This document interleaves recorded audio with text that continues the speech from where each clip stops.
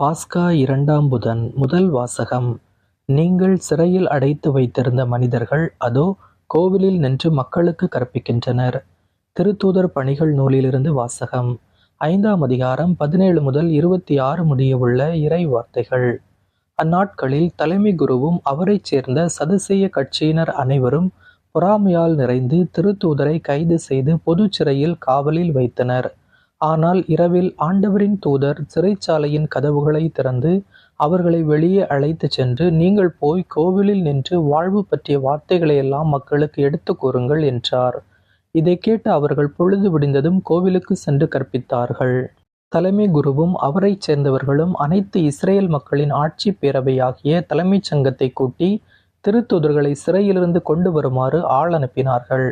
அந்த ஏவலர்கள் அங்கு வந்தபோது சிறையில் அவர்களை காணவில்லை. எனவே அவர்கள் திரும்பி வந்து, நாங்கள் சிறைச்சாலை உறுதியாய் பூட்டப்பட்டிருப்பதையும் காவலர் வாயிலருகில் நின்று கொண்டிருப்பதையும் கண்டோம். ஆனால் கதவை திறந்தபோது உள்ளே எவரையும் காணவில்லை என்று அறிவித்தார்கள்.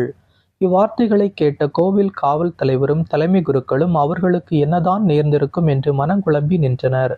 அப்பொழுது ஒருவர் வந்து, நீங்கள் சிறையில் அடைத்து வைத்திருந்த மனிதர்கள் அதோ கோவிலில் நின்று மக்களுக்கு கற்பிக்கின்றனர் என்று அவர்களிடம் அறிவித்தார்.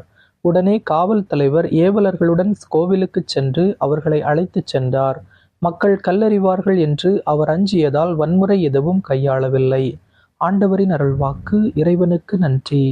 பதிலுரை பாடல் பல்லவி. ஏழை கூவி அழைத்தான், ஆண்டவர் அவனுக்கு செவிசாய்த்தார். ஏழை கூவி அழைத்தான், ஆண்டவர் அவனுக்கு செவிசாய்த்தார். ஆண்டவரை நான் எக்காலமும் போற்றுவேன். அவரது புகழ் எப்பொழுதும் என் நாவில் ஒலிக்கும். நான் ஆண்டவரை பற்றி பெருமையாக பேசுவேன். எளியோர் இதை கேட்டு அக்களிப்பர். பல்லவி. ஏழை கூவி அழைத்தான், ஆண்டவர் அவனுக்கு செவிசாய்த்தார். என்னுடன் ஆண்டவரை பெருமைப்படுத்துங்கள். அவரது பெயரை ஒருமிக்க மேன்மைப்படுத்துவோம். துணை வேண்டி நான் ஆண்டவரை மன்றாடினேன். அவர் எனக்கு மறுமொழி பகர்ந்தார். எல்லா வகையான அச்சத்தினின்றும் அவர் என்னை விடுவித்தார். பல்லவி. ஏழை கூவி அழைத்தான், ஆண்டவர் அவனுக்கு செவிசாய்த்தார். அவரை நோக்கி பார்த்தோர் மகிழ்ச்சியால் மெலிர்ந்தனர். அவர்கள் முகம் அவமானத்திற்கு உள்ளாகவில்லை. இந்த ஏழை கூவி அழைத்தான், ஆண்டவர் அவனுக்கு செவிசாய்த்தார். அவர் எல்லா நெருக்கடியினின்றும் அவனை விடுவித்து காத்தார். பல்லவி. ஏழை கூவி அழைத்தான், ஆண்டவர் அவனுக்கு செவிசாய்த்தார். ஆண்டவருக்கு அஞ்சி வாழ்வோரை அவர்தம் தூதர் சூழ்ந்து நின்று காத்திடுவர். ஆண்டவர் எத்துணை இனியவர் என்று சுவைத்து பாருங்கள்.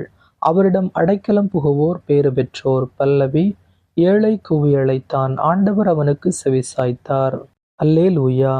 தம் ஒரே மகன் மீது நம்பிக்கை கொள்ளும் எவரும் அழியாமல் நிலை வாழ்வு பெறும் பொருட்டு அந்த மகனையே அழிக்கும் அளவுக்கு கடவுள் உலகின் மேல் அன்பு கூர்ந்தார். அல்லேலூயா.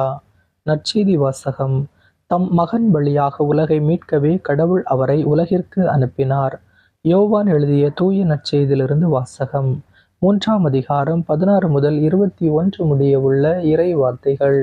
அக்காலத்தில் இயேசு நிக்கதேமிடம் கூறியது, தம் ஒரே மகன் மீது நம்பிக்கை கொள்ளும் எவரும் அழியாமல் நிலைவாழ்வு பெறும் பொருட்டு அந்த மகனையே அழிக்கும் அளவுக்கு கடவுள் உலகின் மேல் அன்பு கூர்ந்தார்.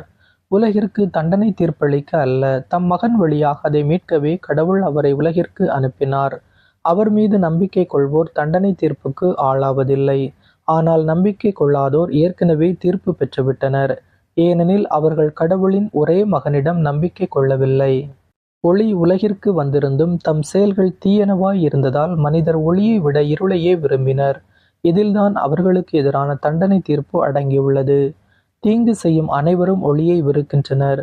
தங்கள் தீச்செயல்கள் வெளியாகிவிடும் என அஞ்சி அவர்கள் ஒளியிடம் வருவதில்லை. உண்மைக்கேற்ப வாழ்பவர்கள் ஒளியிடம் வருகிறார்கள். இதனால் அவர்கள் செய்யும் அனைத்தையும் கடவுளோடு இணைந்தே செய்கிறார்கள் என்பது வெளியாகும். ஆண்டவரின் அருள்வாக்கு. கிறிஸ்துவே உமக்கு புகழ். இன்றைய சிந்தனை. தொடர்ந்து வரும் இயேசுவின் பொன்மொழிகள் இன்று ஒளி மற்றும் இருளை பின்பற்றுபவர்களின் வேறுபாட்டை விவரிக்கின்றது. பல சூழ்நிலைகளில் மறைக்கப்படுகின்ற விடயங்கள் தீய செயல்களாக இருளில் இருக்கின்றது. ஆனால் கடவுளோடு இணைந்து செயல்படுபவர்கள் ஒளியின் மக்களாக விளங்குகின்றார்கள். மேலும் கடவுளின் அன்பு எல்லாவற்றையும் கடந்த ஒரு அன்பு. எவ்வாறு என்றால், தான் அன்பு செய்த ஒரே மகனை நமக்காக அளிக்கின்ற அளவிற்கு தன்னிலை கொள்ளாமல் பிறர் நிலை கொள்கின்ற உன்னதமான ஒரு அன்பு என்று அற்புதமான கருத்தையும் இன்றைய நற்செய்தி வெளிப்படுத்துகின்றது. நாமும் நம்முடைய அன்பை சற்று பரிசோதனை செய்து இறை அன்பிற்கு நம்முடைய அன்பு ஒத்து இருக்கிறதா என்பதை சிந்தித்து ஒளியின் மக்களாக வாழ முயற்சிப்போம். இயேசுவுக்கே புகழ், இயேசுவுக்கே நன்றி.